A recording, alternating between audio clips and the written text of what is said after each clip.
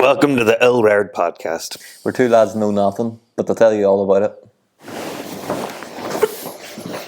And we're talking about the moon now. You promised it. I'm happy to talk about the moon, for sure. That's, you don't need to twist my arm on that. Well, full disclosure. Okay. I, Disclosure to me, or disclosure to the... both, really. To the unknown masses? I have no understanding or even concept, and actually even my imagination fails to move towards what you have against the moon. I am as uninformed as everybody else as to what you're going to speak about. Well, it's not necessarily that I have anything against the moon, but I do think it's overly romanticized. People are like, oh, it's the overly moon, romanticized. It is like... People love the moon, and the moon is very fucking suspicious. Like, get over yourself, moon. You got a big head, does he? Big fucking pock-faced head on it. But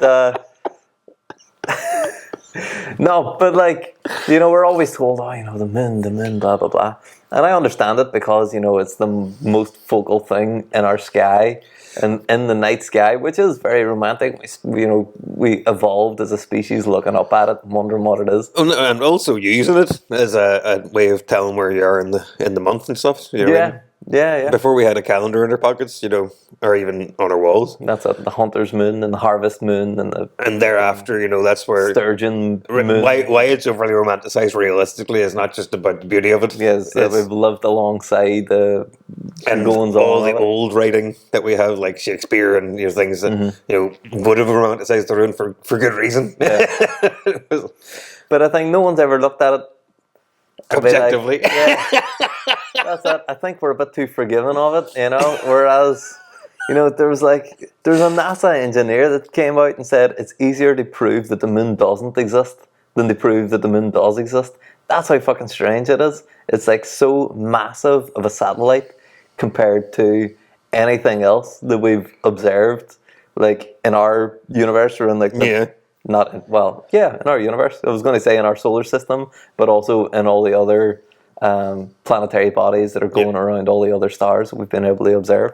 But we haven't seen anything that's like the size that our moon is of the Earth. And then all of the contemporary things that they say about how it's being created, like, there was a massive asteroid crashed into the Earth when it was molten, and a big piece came off and turned into the moon. I hate, and I'll tell you this, I love the idea of doing research on, scientifically speaking here, of, that sounds like a good time to be like, how could possibly this happen, as an idea, and having a big crack about it. And same like the Big Bang Theory and all that. This is just it's just literally a theory. It's just an idea of this could have happened this way. But, and this is where, I'm not going to get into too much about that, but this is where I feel when people take these things as fact, or as this is what happened, and especially militant atheists, I have a big problem with. It's just so preachy, and I don't even care if they're right. I'm not even saying they're wrong. Yeah. It's just leave me alone. And that's the thing, is that I was a militant atheist. I was one of those guys, that was like, oh well, actually, it's good that you can cringe at yourself now. I was a fucking trust the science guy, you don't know Heisenberg's uncertainty principle. But there's nothing that somebody could say to me, even if and it's don't get me wrong, my understanding of when we get deep into science like that, I'm going to switch off. If I really tried, I probably could understand it, but I don't. So I'm not going to purport to, obviously, but. There's nothing that somebody could explain to me, Big Bang Theory, whatever, that makes me believe that everything just sort of happened. There has to be some sort of overarching, in my head. This is a me personally thing. I understand people who don't want that. And I don't go too far into that territory, obviously, but something. Do you know what I mean? Yeah, there's just, because I used to be like, the science this and science that. Not that I was ever a science nerd. I was an asshole when I was a kid. And that was part of it. I never studied. I never went. I was very book smart, you know. I always got good grades, but like I was too busy out running around getting in fights and fucking chasing girls. You And stop there, yeah. you know, I got to be in a rock band, and you know, but so I was never that interested in science until I was probably in my sort of late teens, early 20s, and you know, had a little baby and a full-time job. I wasn't running around just getting drunk all the time. It's like Then I kind something else. Yeah, so I kind of filled it with like learning that stuff, but it was a lot of self-directed learning. But you know, I was very much on the scientific side of things, and now looking back, whenever you kind of realize that we only perceive like 5% of the universe, you know, and there's so much stuff that we don't know about, like dark energy and dark matter. And as you say, like I do believe in the Big Bang Theory as our best explanation of what we have so far, and just that we don't know what happened before that. I'm not saying that like that was the start of all space and time, but anything before that, we don't know what it was. But they kind of, you know, they base it on models of the expansion of the universe. But now in the last while, they've seen that like the universe is expanding faster than they thought that it was expanding, and it's accelerating. And so if it can do these things that we didn't expect it to do, then it's very possible that that has also happened in the last, you know, 13 billion years. But anyway, that's not what we're talking about. We're talking about the moon. Yes, we're talking about the most part of it. I mean, the moon's part of all that. It is part of it, but just to establish, like, you know, I used to be very much a science, you know, the science is the science kind of thing. And now, as I'm getting older, I'm certainly not a religious person, but I understand that there's a lot of things that we don't understand about the world, and I have space. Science doesn't explain vibes. Yeah, science doesn't explain vibes. But I've got space for the spirituality of the world, let's say, you know, and like that there are things that we can feel and that we intrinsically understand that we haven't been able to explain yet. Yeah. And I love that science is trying to explain it, you know. I think as long as science is trying to explain it, and there's a lot of bad science out there, and a lot of people that say believe the science, they mean believe the scientists who were paid by massive pharmaceutical companies the problem, they find this exact answer that they wanted, or you know, paid by the smoking lobby. They say, oh yeah, no, this is fine, and like old man yelling at clouds time. But this is, you know, there's science was like at its peak in like the 70s, I want to say, when it was just for the sake of science. Oh, I would go even further back. I would say potentially, like, the 1500s, Michelangelo. Yeah, like the 1800s, where you just had guys injecting themselves. I agree with that. They're like, you know what? I'm going to live or die by my science. It was just like, I'm just doing this for the crack and just to see what happens. It wasn't because somebody's going to pay me to do it. It's the pursuit of knowledge. I love the pursuit of knowledge in science. You know, if that is it. And that is kind of its purest intention, but it gets perverted from that. Very murky. It's not like, I don't think a lot of what we see as modern science and, you know, the scientific papers and stuff like that. And a lot of people say, oh, it has to be peer reviewed, it has to be repeatable by scientists, blah, blah, blah.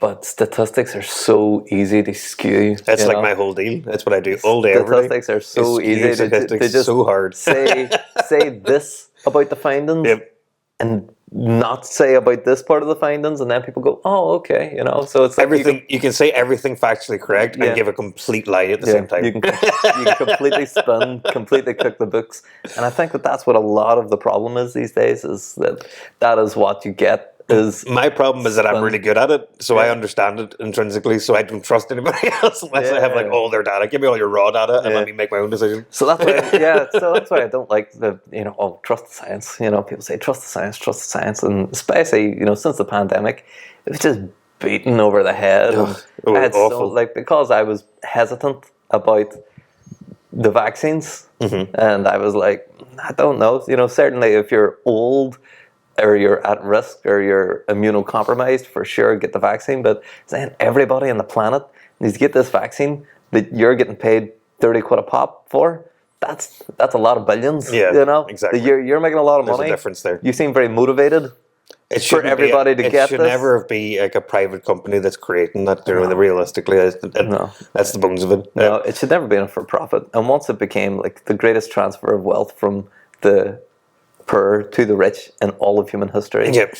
I kind of had a problem with that, And whenever I had, people fucking shouting at me, screaming, "Oh, not wanting to get a vaccine is killing people," and I'm saying, did you read the safety data sheet from it? And they're like, no. And I was like, I was the only person, I think, that actually read the fucking thing when it came out. Everybody was just like, oh, it's great, 100% effective. And I was reading going, where does it say 100% effective? Nothing says this. Like, all I could see was, some participants had these really bad side effects. Why is no one talking about this? But anyway, that's a different story. It's a very different story. I am not a fucking scientific guy. It's totally self-directed. I don't do peer reviews. I don't do none of that kind of shit. There are people who are much more qualified than me to talk about it.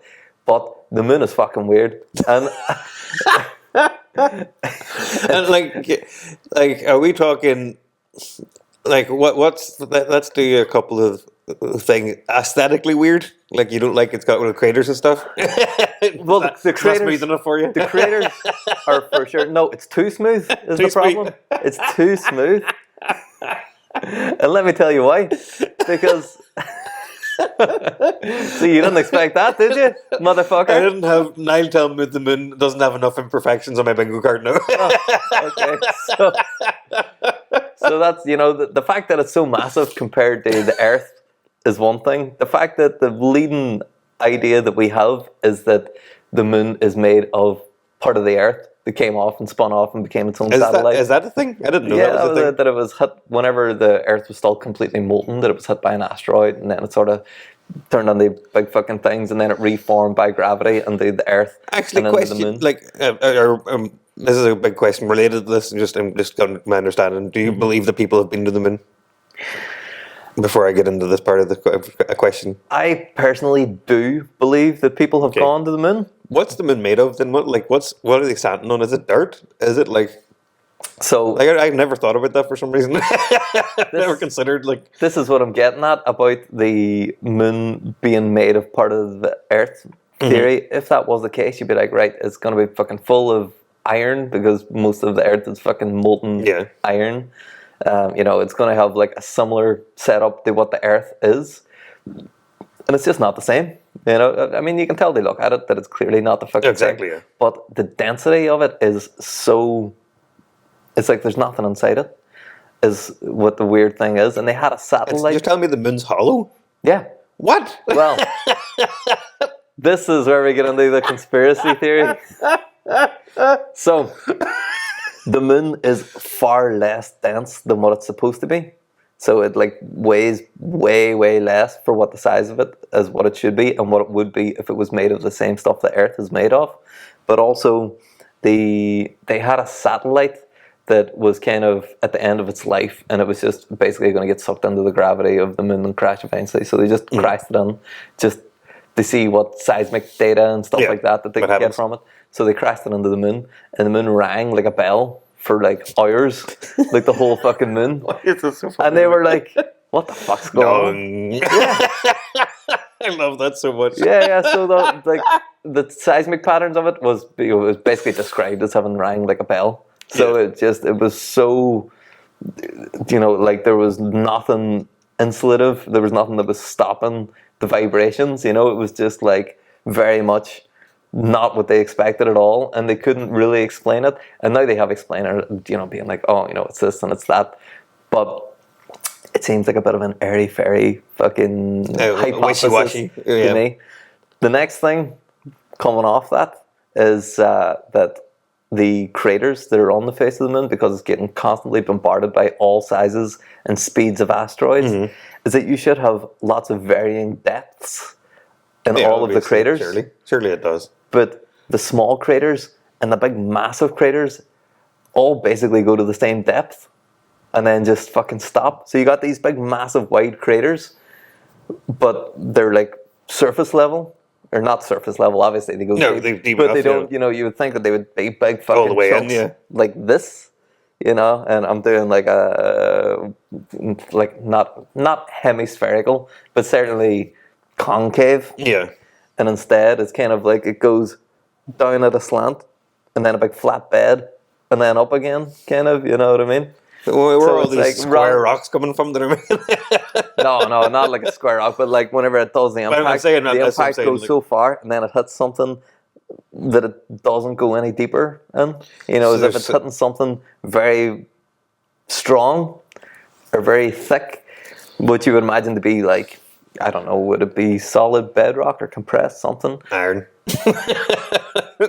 Or, you know, a big outer shell of metal because it's a fucking spaceship? I don't know. But it just seems very strange that that's a phenomenon that they've found, is that obviously if you got little tiny fucking things crashing in, they don't go the whole way down the full depth of what the big things are going in. Yeah, of course. But you have a variety of asteroid impacts that should all have different depths, Yeah, and they're all going they and hitting the shouldn't same even- They depth. shouldn't even be close to the same realistically Yeah. because like the speed, the size, everything. There's Yeah. So I find that very suspicious, that is suspicious. isn't it? I'm starting to get convinced here. I was Yeah. going into this very skeptical, but just like the moon, you're not as dense as I expected you to be.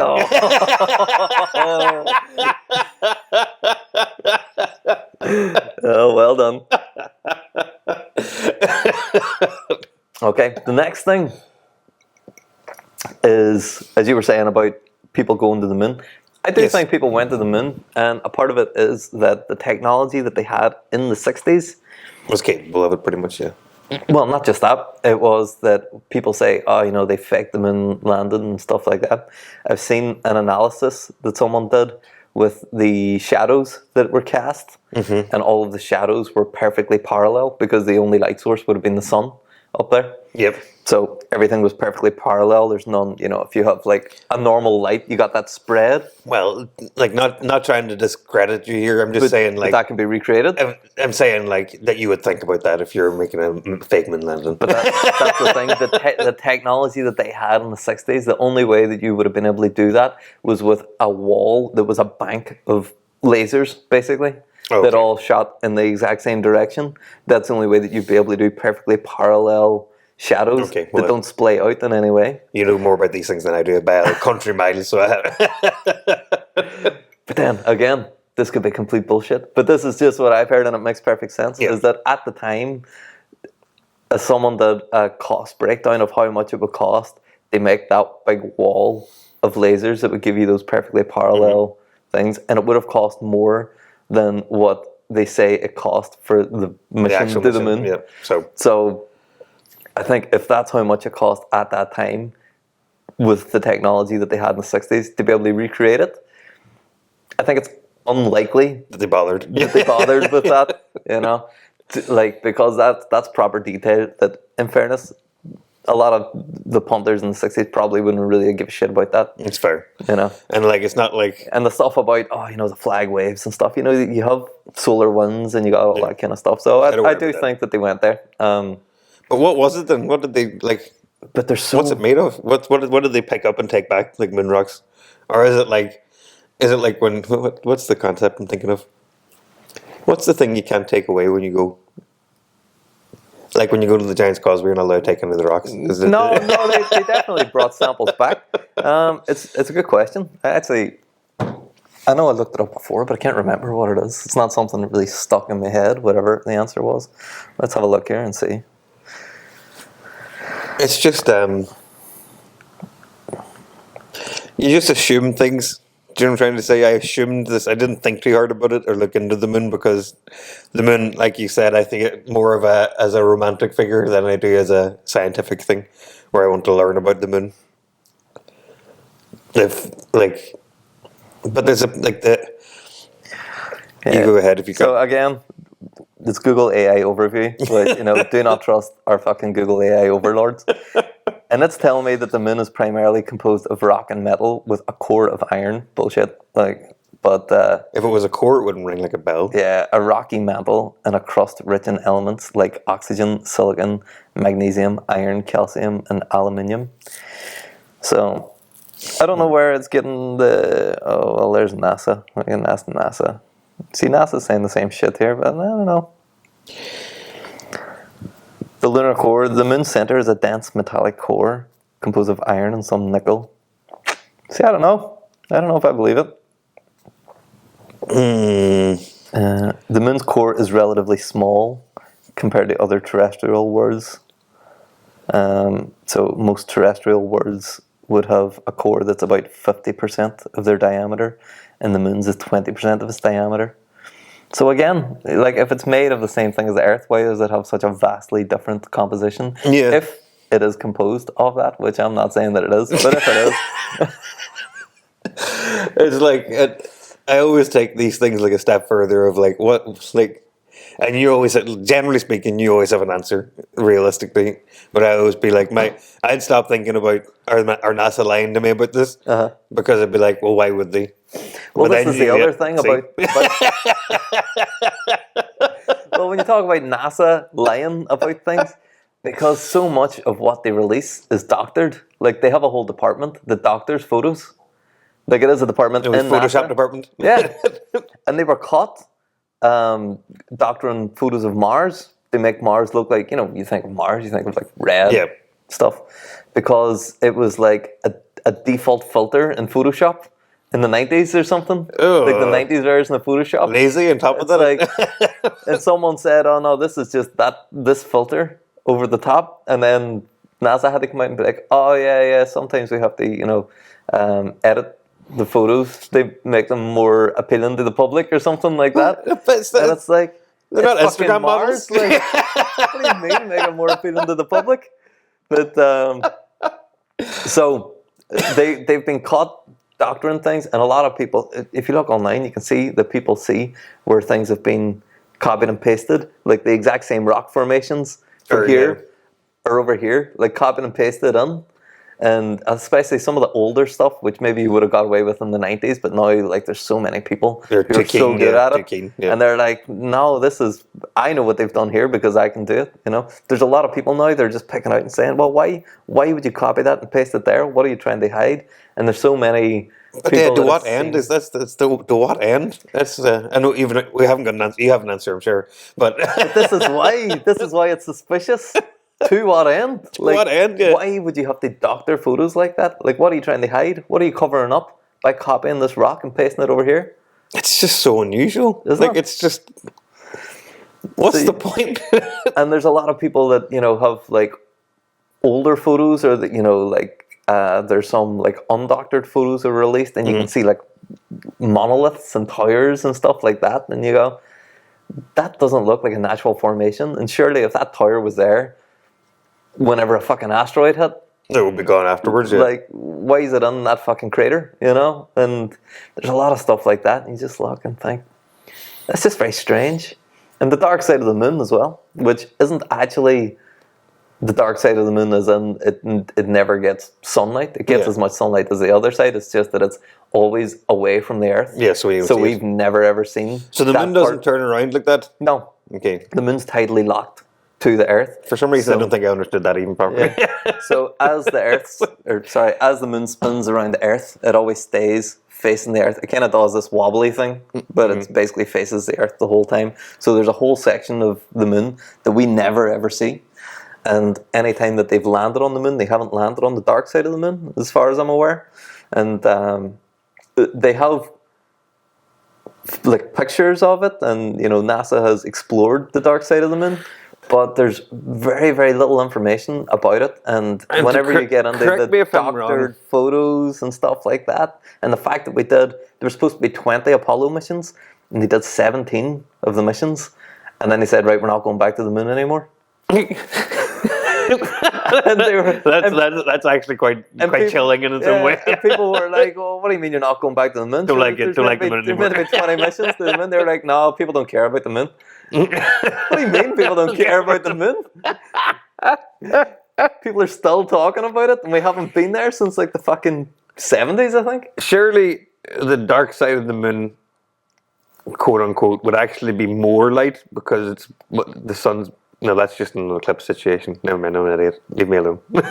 No, it's basically the 28-day cycle Yeah. that you see of like the waxing, waning moon. That's basically the sun's relative position to the side of the moon that faces us.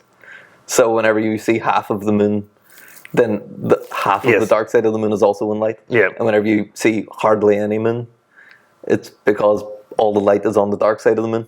Right, I understand. You know what I mean? I understand. So when you have a crescent moon, most of the dark side of the moon is full in of that. light. Yeah. But as far as I understand it. So take me to this like most extreme conclusion that you believe, just to humor me. Are we talking aliens? Are we talking? Yeah, I'm kind of in that. Like, it may not be, but all the Photoshop photos and just whenever it's, again, as I say, if there's one coincidence or two coincidences, you go, oh, that's strange. When there's like 6 or 7 or 8 coincidences, you go, yeah, that's something's a bit weird. And the moon's fucking weird, man. The moon is weird. I'm not definitively saying it's a surveillance spaceship where the aliens live, but I'm just saying you got to entertain the possibility that there are realms of the existence that we don't understand. We're still just above the animals, in the hierarchy. We're not far of it. We're not that far above it. And our understanding of intelligence is not necessarily even intelligent. I mean, in the last year, we've already created AI that's smarter than humans. Like if what they've released to the public is this good, what's the military got? Exactly. They're behind 20 years ahead. Like, what's OpenAI are already afraid of what they've made. Like, they're already scared, being like, we shouldn't be doing this artificial general intelligence thing. So we've already created stuff that's like ahead of a normal human intelligence, and then they've just released quantum computers that run on qubits, that are both zeros and ones at the same time. There's mind-bending physics going on. That's if we can create stuff that's that advanced, what makes us think that there's not things that are more advanced a million years ahead of us? Because this is only really 200 years of advance. Okay, it's 200,000 years of human advancement and 3 billion years of evolution to get to where we are. But really, we only took off in the last couple of 100 years. And if you think of someone's even 1,000 years ahead of us, that's my favorite. Massive.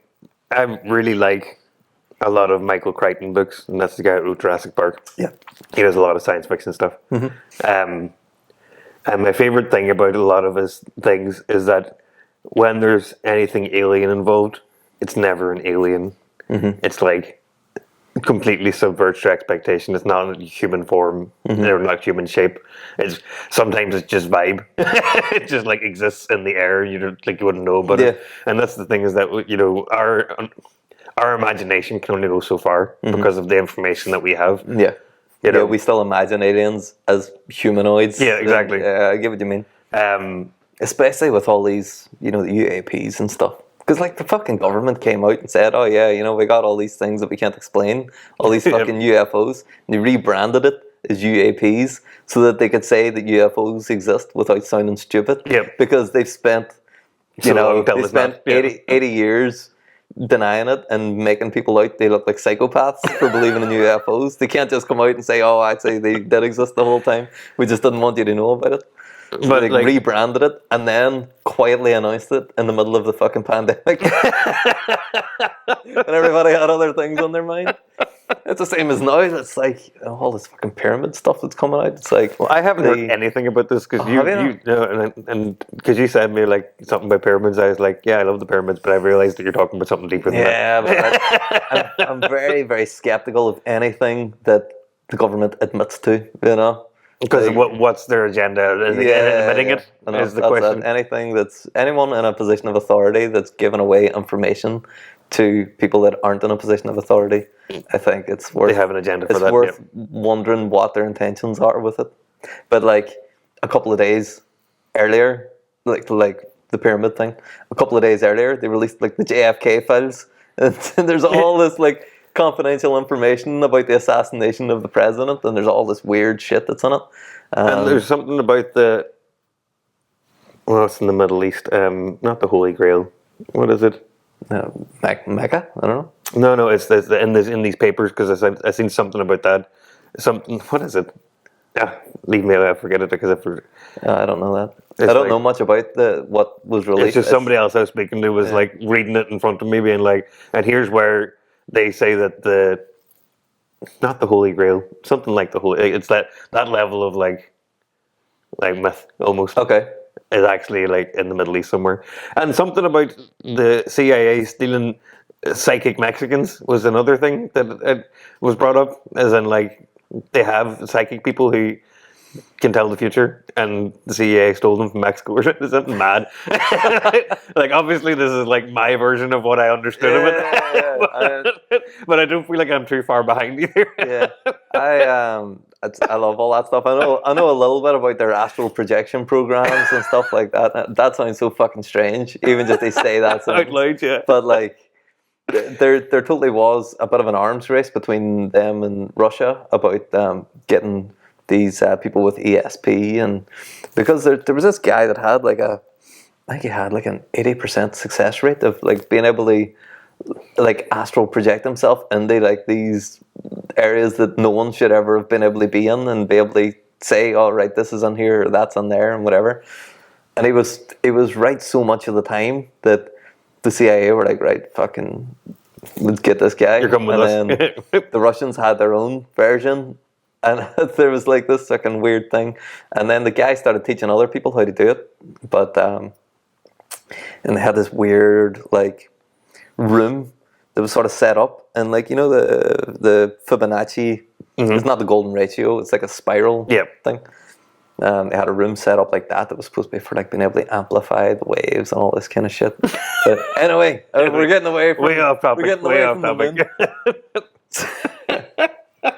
moon. But yeah, maybe we'll talk about that in another one. Maybe I'll bring that as my little fucking show and tell presentation for another episode.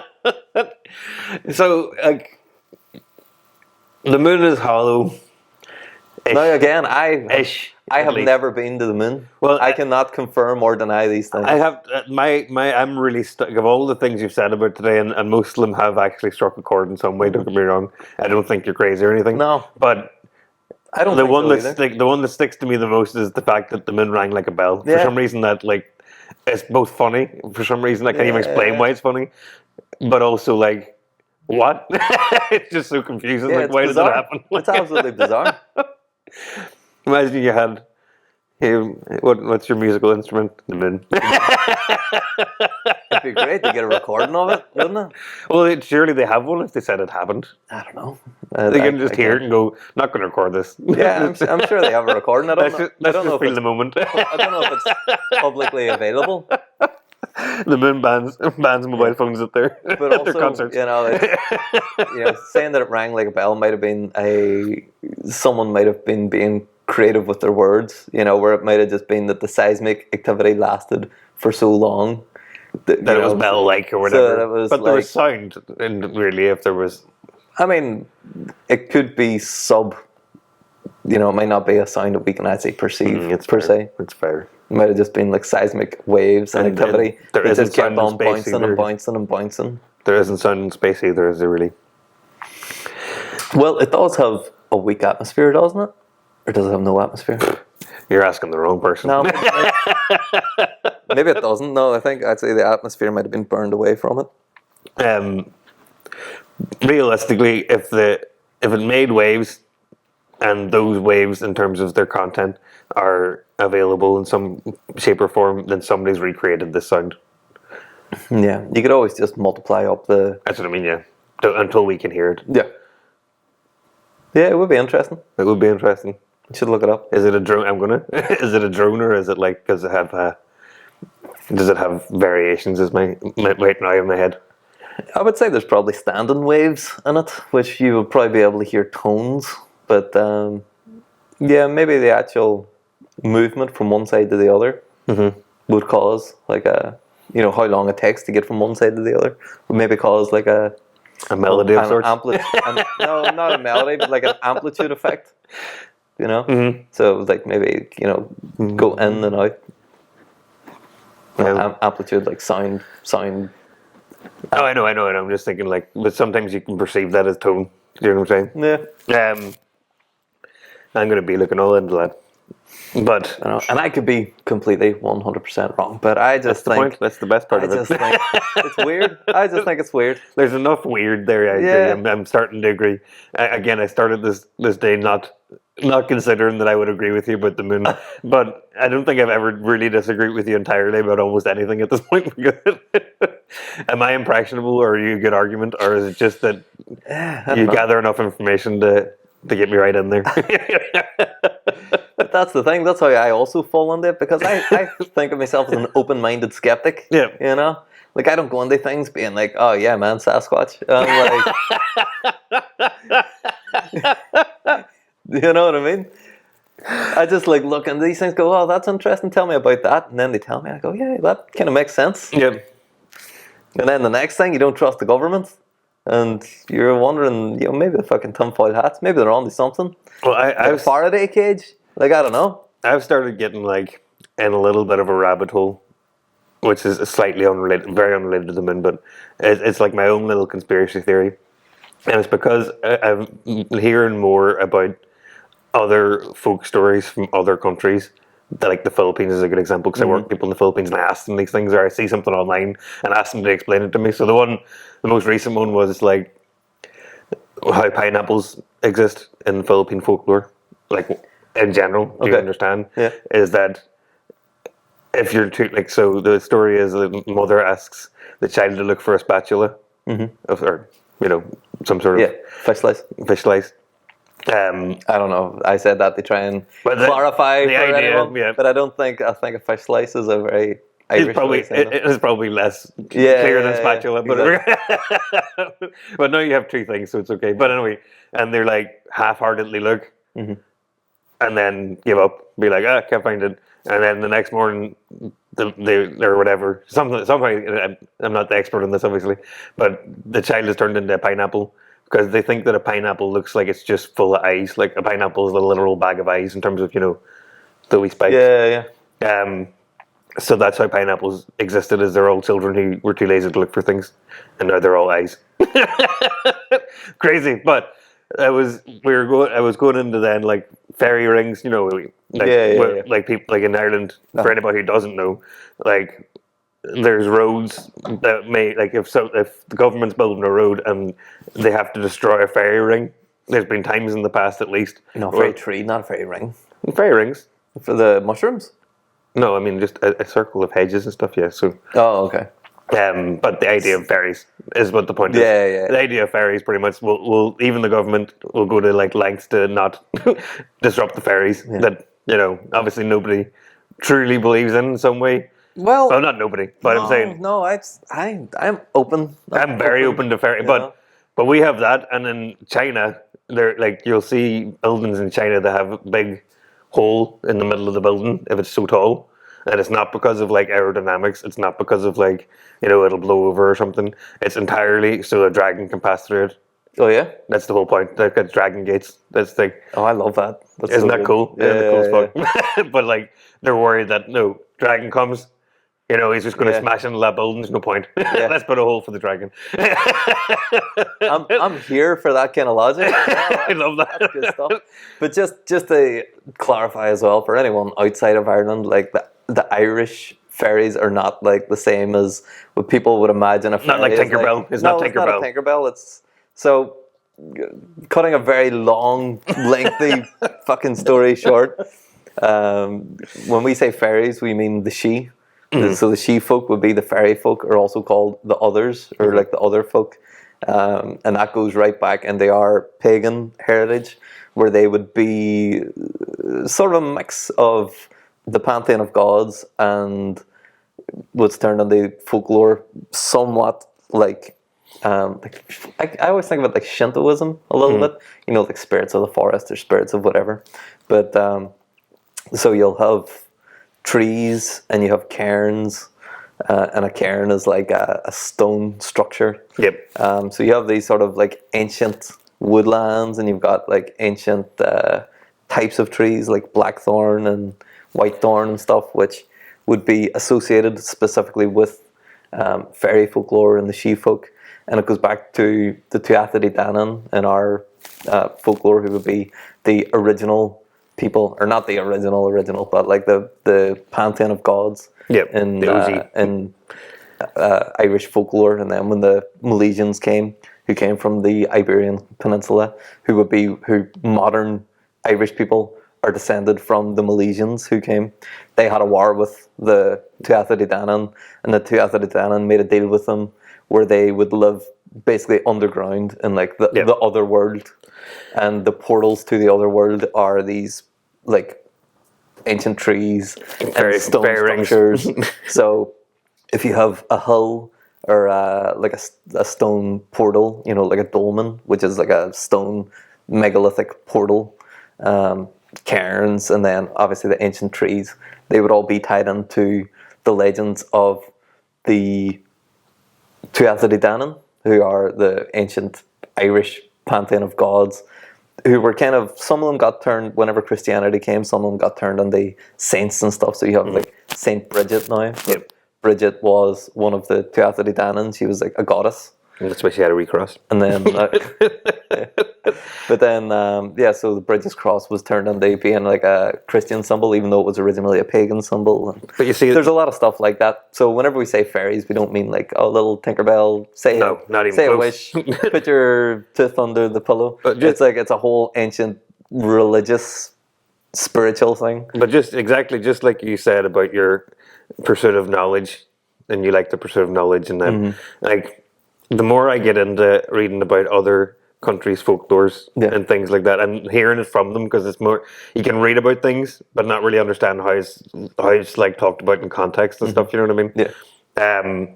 Like in the Philippines, like they straight up said, like my mom would just tell me, you know, you're going to turn into pineapple with no context beyond that, because they're like fucking look harder. You know what I mean? But I almost am like sad that I have knowledge that can explain away things. Like, you know, if somebody were to say that's just how those bushes grow, and like but why? Like, why did they do that? And then you can ask why enough that there's no actual real logical answer at the end of it. And now we're back to fairies again, which is great. That's where I wanted to be in the first place. Because when you said fairy rings to me are the rings of mushrooms. No, that's part of it too. But then that's like, you know, people can't explain that and say, oh, it's the way that the mycelium spreads out and then the fruit and buds come up in a specific pattern and blah, blah, blah. I hate when people, and this is what I'm saying, is that your pursuit of knowledge is the same as my pursuit of like lack of knowledge. I want to forget all that stuff and just be like, fairies, dragons. That's why this is like that. Yeah. End of story. I'm happy with that now. And like, I like, you know, obviously there's things like the pineapple one where it's probably just like somebody wrote a wee story about it, but like somebody just had a wee, what the fuck's a pineapple? Why does it look like this? Yeah. And then there's to work backwards from there or whatever. You can explain that, but it's also a lot of the folklore was there to teach valuable lessons as well. Exactly. Like most of our great stories that we have from ancient times are about teaching lessons and morality and also like safety in some ways, in its own way. But so that's the, like, you know, fucking look for something when your mum tells you to look for it. Basically, is like the moral of that story, which I don't disagree with. I don't disagree with it all. But I'm saying I love that pursuit of like lack of knowledge is what I'm looking at right now in my head. Is that there's sort of vibes, spirits. I like that spiritual I'm more interested in that now than I, like you as a teenager. I was all sciencey, in a big way. And I think as I get older, I realise that I was viewing science in a quasi-religious way as well, where it was like you just put your faith in it and you go, oh, you know, because empirical evidence and blah, blah, blah. Like you don't ever go and question what, you know, and science is constantly evolving as well, but you just take it as like, this is the best guess that we have at the minute, instead of going, this is the best guess of some people who may have biases and maybe getting their funding from a certain place and need to make sure that they continue their funding. And, you know, that's what we were talking about before, is the, you know, back in like the 1800s, like science was science. People were looking crazy. People were looking for answers, whereas now people are looking for very specific answers that fit a certain narrative. And that's whenever I go, right, well, maybe the quasi-religious nature of putting your faith blindly in science and saying, oh, right, there's no space for anything else. I'm not so sure about it anymore. I'm not a religious guy, but then that's when we come into like the fairies and stuff. I think people can still believe in fairies, and I think that's okay because it's not just like a fairy tale. It comes from our oldest, most ancient religions. Exactly. But the thing that just like you said about blindly following science as a religion in its own way, like, I just can't imagine blindly following anything. Just like I said about trust before. I mean, I got you pretty fucking good on the moon, man. I got you pretty fucking good. But again, I came in skeptical, but open-minded. I was ready to listen. I wasn't just like, shut up, Niall, you're wrong. You're an idiot. Do you know what I mean? Yeah. And like, you have to be like that as a person. You can't just accept what anybody... any one body tells you, you know, whether it's church or state. You know. And I think I was very much like that when I was younger, you know, when I was a younger man. And I suppose everyone goes through that era of thinking that they know everything. But there's a level of peer pressure involved, you know, where like of hive mind group thinking that comes from being a teenager of like, you know, either these people I like are saying this, so now I'm going to be part of that, or I want to be different, so I'm going to think a different way. So now I'm part of that instead. You know, I've always been the different person for worse, mostly not for better. You know, especially as a teenager, I did some wild ass things, like even just clothes I wore and stuff. I just wore some. I remember being like 16 and going out drinking and like wearing my mother's leather gloves because I was like, fucking leather gloves, awesome. And they were there, and she wasn't wearing them. You know, that's just the stupidity of a teenager. I'd be a liar if I said I never went out with leather gloves on, but I mean, that sounds kind of kinky. It does when you say it like that, but it was part of a whole costume thing I got going on. You know, like biker wannabe, you know, and with fucking ripped jeans and sleeveless fingers. Sleeveless fingers.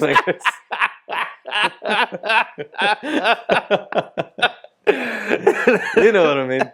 Oh, fingerless shirt. Little fingerless shirt.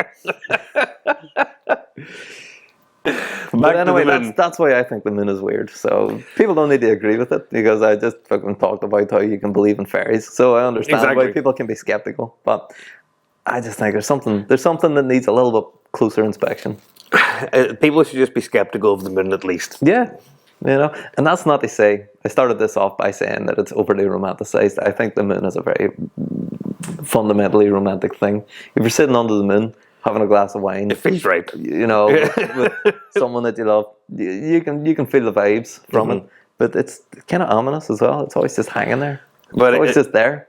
You know, just a slight callback to last episode about 15-minute cities. That's one of the beauties we have of living rurally, is that we can actually see the moon and the stars without any light pollution, which is amazing. Yeah. So it's even more romantic than it is fantastic. You know, it does look fantastic. And whenever you get like a really nice night and you go out, and it's amazing. You don't want to go back in. Look, but also sometimes when you stare up and you go, "What the fuck is up there?" You know, what's inside you? Yeah. You know, or I do anyway. I go, you know, for whom do you toll?